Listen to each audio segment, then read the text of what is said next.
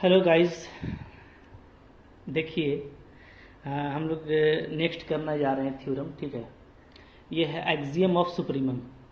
इसको डेडिकाइन property of are भी बोलते हैं और कंप्लीटनेस प्रॉपर्टी ऑफ आर भी कहा जाता है। ठीक है, ओके। तो ये एक्सियम यानी इविडेंटली करेक्ट है, लेकिन इसका प्रूफ एग्जाम में आता है तो हम लोग इसको प्रूफ करेंगे। ठीक है, ओके। एक्सियम देखिए क्या कह रहा है, every non empty set of real number which is bounded above has a supremum. ठीक है, कोई भी नॉन इम्टी अगर आप लेते हैं, खाली, ठीक है, खाली नहीं हो, नॉन इम्टी सेट लेते हैं रियल नंबर का, तो ऐसा सेट जो कि बाउंडेड एबव है तो उसके पास सुप्रीमम क्या होगा, ज़रूर होगा। ठीक है, ये हमको प्रूफ करना है। ठीक है, तो इसको हम लोग डेडिकाइंड के यूज़ से प्रूफ करेंगे। क्योंकि ये एक्सियम है तो इट्स सेल्फ करेक्ट है, फिर भी इसको अगर प्रूफ करना है तो हम लोग डेडिकाइंड से प्रूफ करेंगे। ठीक है, ओके। तो आप इसको एक ही वीडियो में देखने का कोशिश कीजिए, काफ़ी अच्छा थ्योरम है, सॉरी एक्सियम है। और अगर आप ज़्यादा मतलब कि इसमें ड्रॉप कर करके देखेंगे तो हो सकता है आपका कंसिस्टेंसी ना रहे और समझ में ना आए, क्योंकि बहुत अच्छा थ्योरम है। ठीक है, बुक वगैरह में काफ़ी डिफ़िकल्ट है, देखेंगे आप तो, लेकिन है काफ़ी इंपॉर्टेंट, एग्जाम में इसको पूछ देता है। ठीक है, आइए प्रूफ करते हैं। काफ़ी इंटरेस्टिंग तरीके से प्रूफ होगा ये और काफ़ी मज़ा आएगा आपको। हाँ, देखिए प्रूफ। पहले एक नॉन इम्प्टी सेट ले लेते हैं रियल नंबर का। ठीक है, let S be a non empty set of real number. ठीक है, which is bounded above.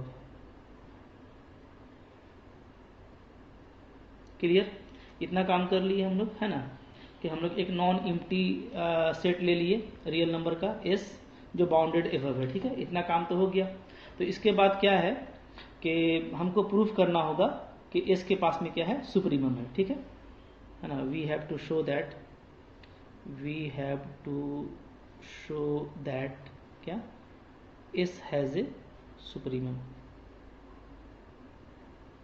Clear, ठीक है। आइए देखिए, चूंकि एस मेरा क्या है, बाउंडेड एबव है, तो मैंने आपको बताया था कि बाउंडेड एबव का क्या मतलब है कि एस के पास में अपर बाउंड्स है।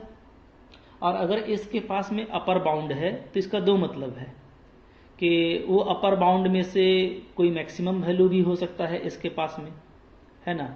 जैसे क्लोज्ड इंटरवल, तो क्लोज्ड इंटरवल में क्या होता था, आपको मैंने बताया था कि जो मैक्सिमम वैल्यू था वो अपर बाउंड था। ठीक है, तो अगर बाउंडेड एबव है तो इसके पास मैक्सिमम वैल्यू हो भी सकता है और नहीं भी हो सकता है। ठीक है, तो क्या लिखेंगे हम लोग, since S is bounded above therefore S may have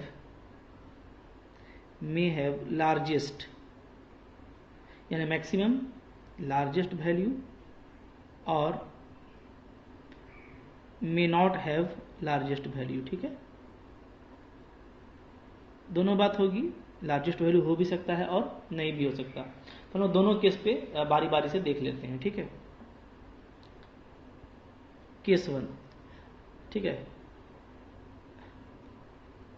S has a largest value if S has a largest value. ठीक है, अगर L के पास, इसके पास अगर लार्जेस्ट वैल्यू होगा तो आपको ये पता है लार्जेस्ट वैल्यू का मतलब क्या है, maximum.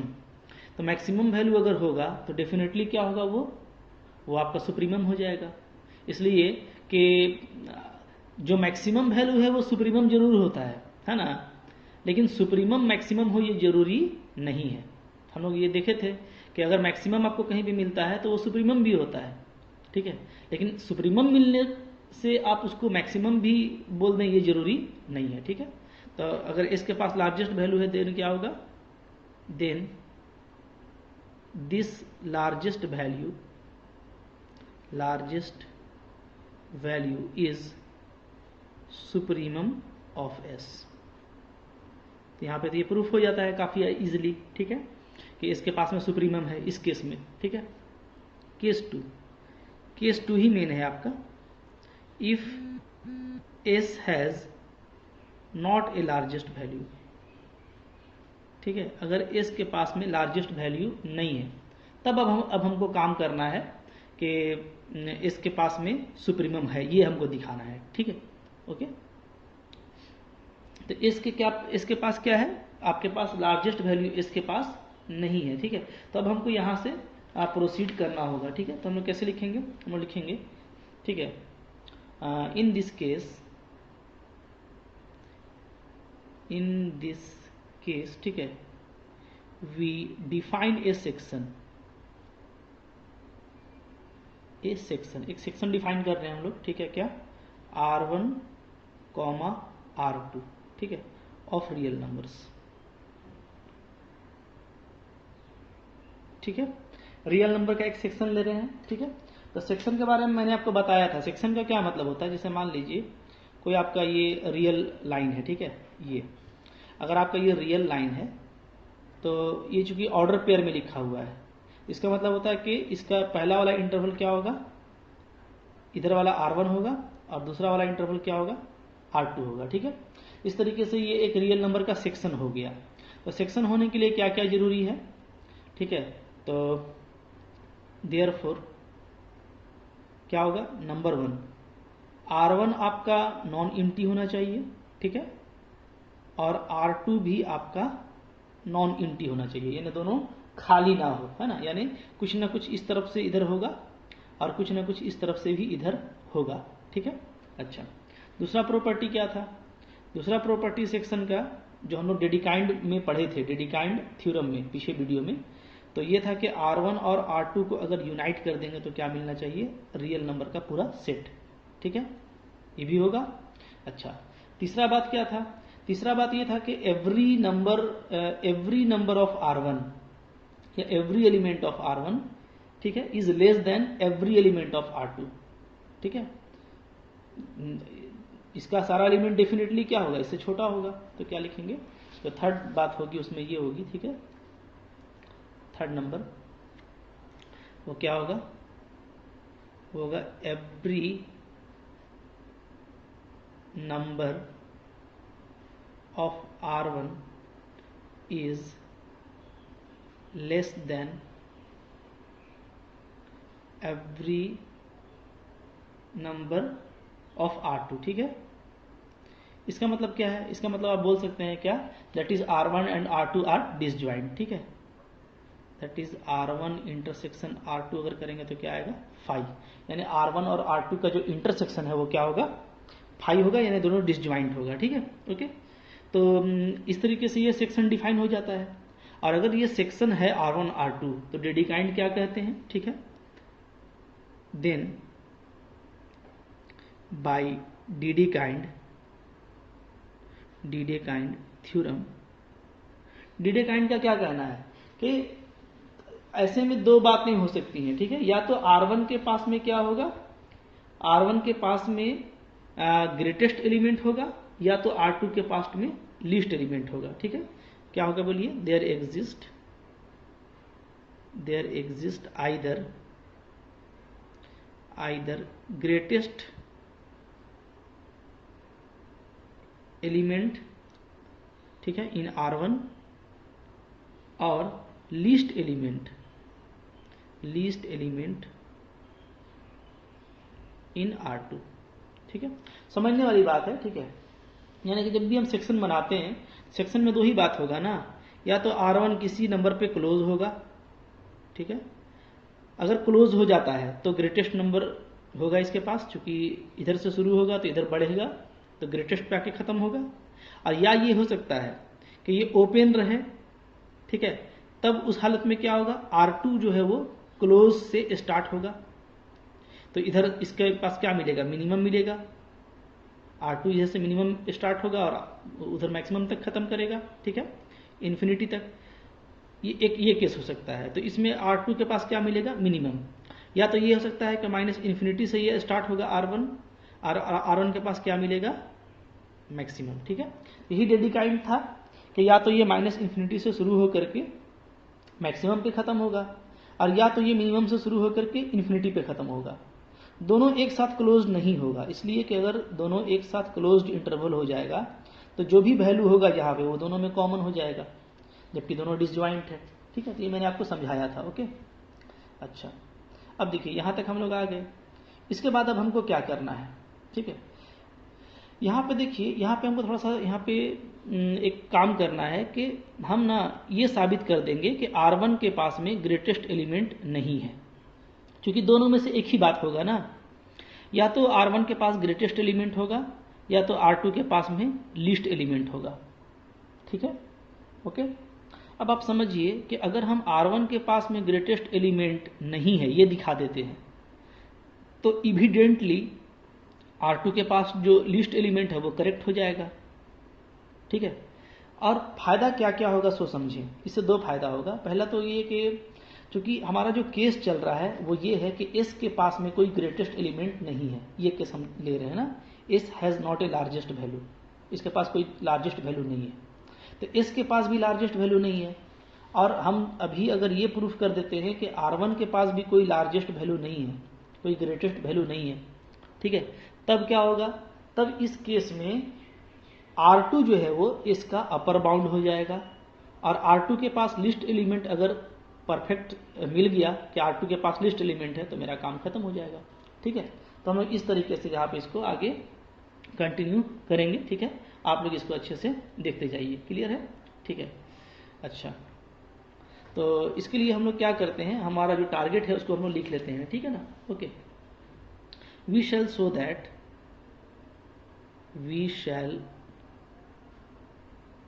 That class R1 contains no greatest number,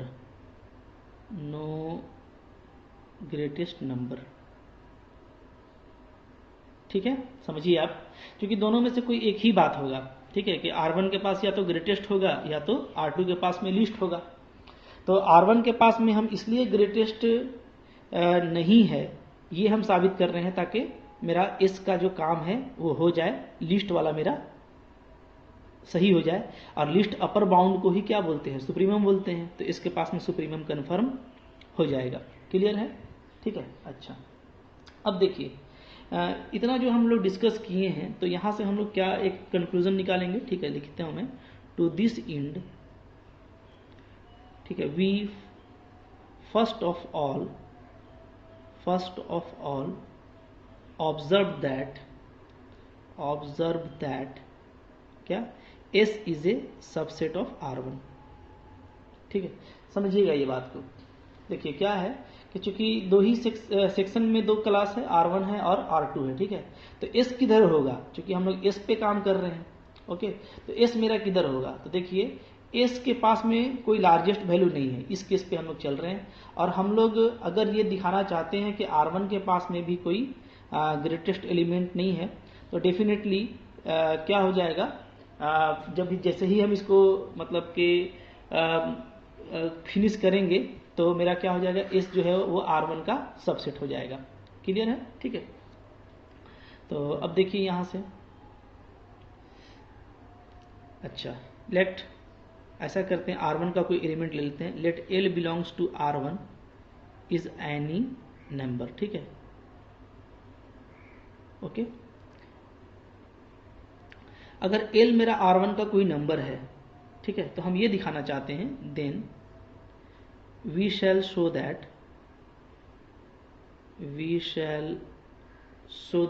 ठीक है, देयर एग्जिस्ट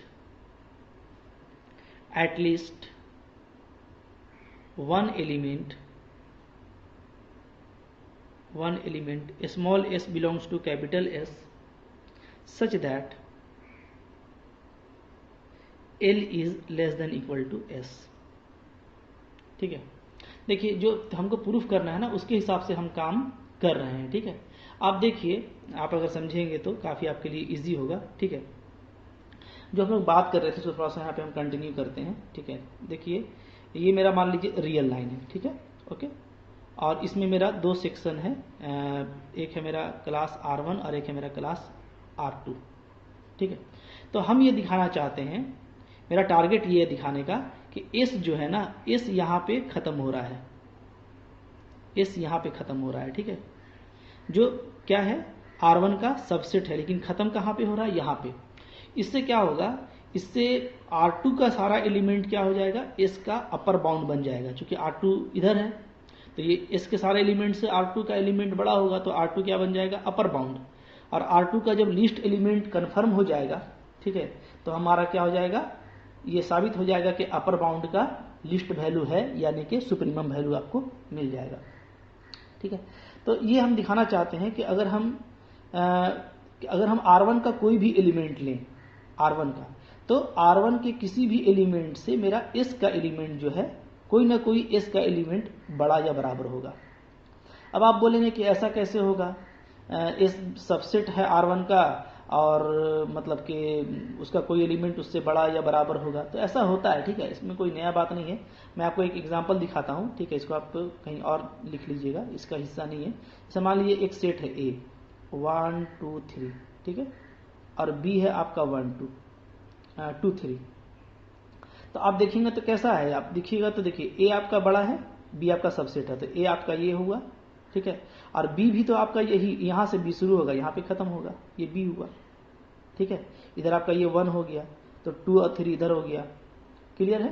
तो ये इंड पे ही B खत्म हो रहा है और A भी इसी इंड पे खत्म हो रहा था, इसलिए बिल्कुल स्वाभाविक है कि अगर कोई, जैसे यहाँ पे B आपका A का सबसेट था, ठीक है ना, इसी तरीके से मान लीजिए अगर S मेरा R1 का सबसेट है, ठीक है, तो हम ये दिखाना चाहते हैं कि क्या है कि S का कोई ना कोई एलिमेंट L से बड़ा या बराबर है, यानी इस जैसा बाउंड्री है, जैसे इसके पास 3 है तो इसके पास 3 है, ठीक है, मतलब कि A का सारा एलिमेंट B से छोटा है, यहाँ पे देख रहे हैं ना, B हालांकि सबसेट है, लेकिन A का सारा एलिमेंट B से छोटा है या बराबर है। तो यहाँ पे भी हम वही दिखाना चाहते हैं कि S सबसेट तो है R1 का, लेकिन क्या है, S जो है उसका ही एलिमेंट R1 के सारे एलिमेंट से या तो बराबर है या तो बड़ा है, ठीक है, यानी इधर खत्म हो रहा है, क्लियर है, ठीक है। तो अब देखिए, जैसे इसको हमको प्रूफ करना है ना कि L less than equal to S, कैसे प्रूफ करेंगे, तो इसका उल्टा ले लीजिए, ठीक है। इफ ऑन कॉन्ट्रेरी, ठीक है, दिस इज नॉट करेक्ट, समझिए बात। ये तो हम बोल दिए कि हमको ये दिखाना है, ठीक है, ये दिखाने का तरीका ये है कि हम मान लेते हैं कि ये मेरा सही नहीं है, इसका contrary, it is not correct, then क्या होगा, देन इसका उल्टा क्या हो जाएगा, इसका उल्टा हो जाएगा L is greater than S for all S belongs to capital S। समझिए, ये जो आप लिखे थे इसका उल्टा तो ये हो गया, ठीक है। अच्छा, यहाँ पे आपने लिखा था एटलीस्ट, देयर एग्जिस्ट एटलीस्ट, तो देयर एग्जिस्ट एटलीस्ट का उल्टा क्या होता है, फॉर ऑल, ठीक है। ये सब जो है कॉन्ट्रा पॉजिटिव स्टेटमेंट है, सब याद रखिएगा। देयर एग्जिस्ट का उल्टा करेंगे तो फॉर ऑल, तो हम कॉन्ट्रेरी यानी इसका उल्टा लिख रहे हैं, ठीक है। तो कि अगर मान लेते हैं थोड़ा देर के लिए कि ये मेरा सही नहीं है, तो ये सही होगा, तो इसमें क्या हो जाएगा, देखिए अगर ये बात आ जाती है देन क्या होगा बताइए, देन अब देखिए ये क्या बोल रहा है कि S के सारे एलिमेंट से L बड़ा है, यानी क्या हो गया, यानी L is upper bound of capital S, ठीक है।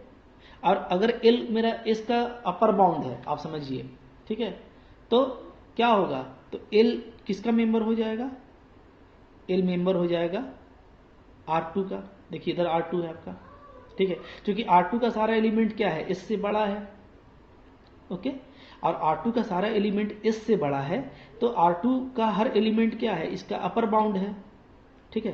तो L अगर अपर बाउंड होता है तो यानी L क्या हो जाएगा, R2 में चला जाएगा, R2 का मेंबर हो जाएगा, जबकि हम लोग क्या देखे थे कि L मेरा R1 का मेंबर है, ठीक है। तो यहाँ पे क्या हो रहा है, यहाँ पे कॉन्ट्रडिक्शन हो जा रहा है, इसलिए कि दोनों में तो नहीं होगा ना, क्योंकि R1 और R2 तो डिसज्वाइंट है, तो इसलिए एक एलिमेंट दोनों में नहीं हो सकता है, ओके। तो हम लोग क्या लिखेंगे, हम लिखेंगे but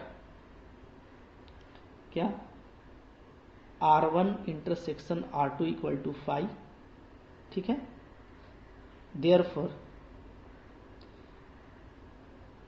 therefore L not belongs to R2, L मेरा R2 में नहीं हो सकता। तो अगर L मेरा R2 में नहीं हो सकता तो इसका मतलब है कि ये पूरा मेरा सपोजिशन जो है वो गलत था, ठीक है। तो 10 हम लोग क्या लिखेंगे, 10 वी मस्ट हैव क्या हो जाएगा, L less than equal to S। यानी ये मेरा तो गलत हो गया, तो ये अगर गलत हो गया तो ऑटोमेटिकली मेरा ये सही हो गया, ठीक है। तो हमको जो ये प्रूफ करना था तो ये मेरा करेक्ट हो गया, ठीक है। अब देखिए, अब इसके करेक्ट हो जाने से ये बात तय हो गई कि क्या है कि S का कोई ना कोई एलिमेंट R के हर एलिमेंट से बड़ा है, ठीक है। तो अब देखिए आगे हम लोग इधर कंटिन्यू करेंगे, आइए, ठीक है। क्या लिखेंगे बोलिए, लिखेंगे हम लोग 10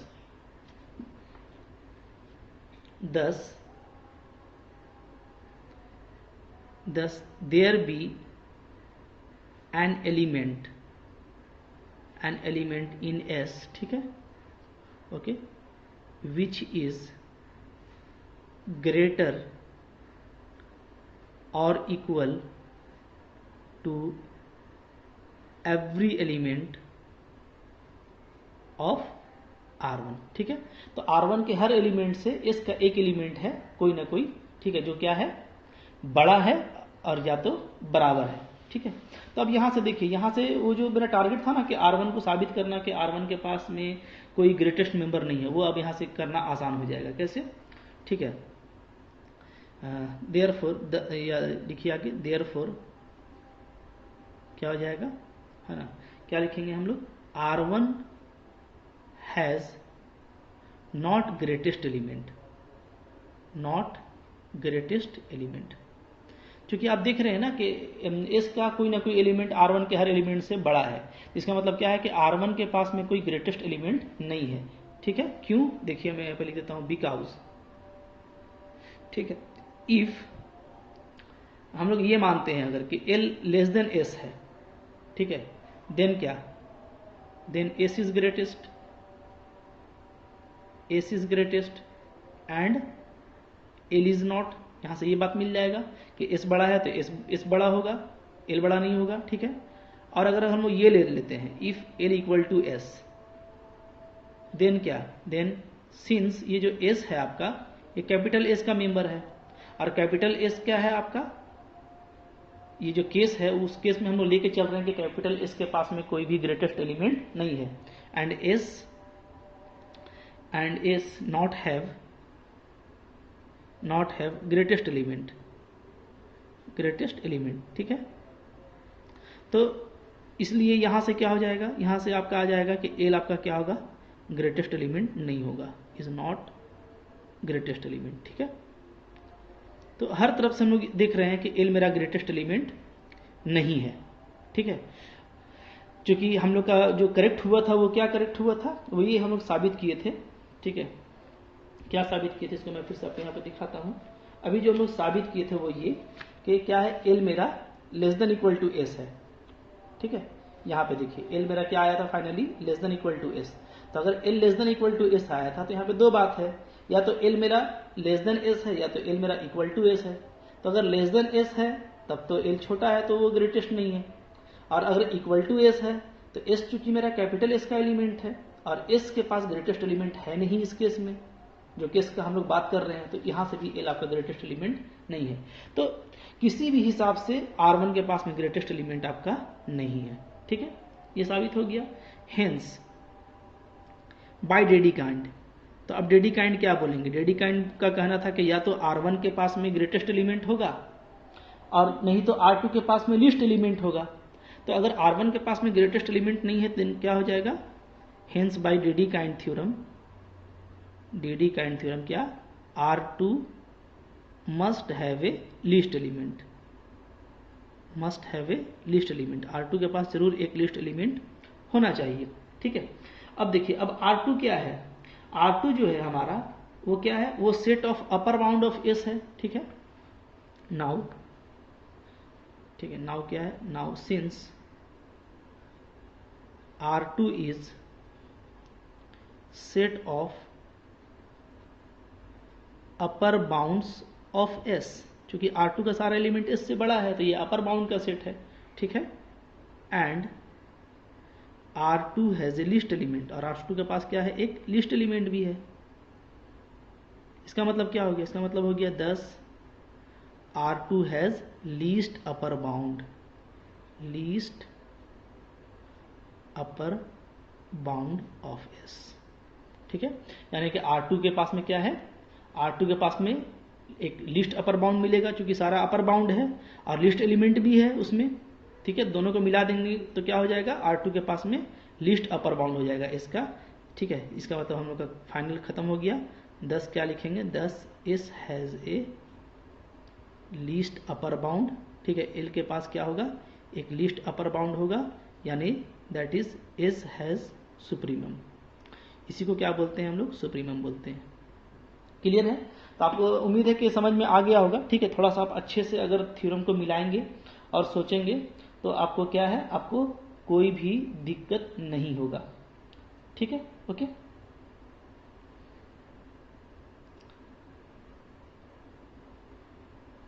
तो बात फाइनल हो गई, इसमें अब कुछ छूट नहीं रहा है, ठीक है। यही मेरा स्टेटमेंट था और यही हमको प्रूफ करना था, ठीक है। तो मैं एक बार बस आपको फाइनली इसका निचोड़ बता देता हूँ, क्योंकि काफ़ी अच्छा थ्योरम है, तो आपको इसको याद कैसे रखना है, इसको आपको याद रखना है, देखिए कैसे, ठीक है। आपको कुछ करना नहीं है ना।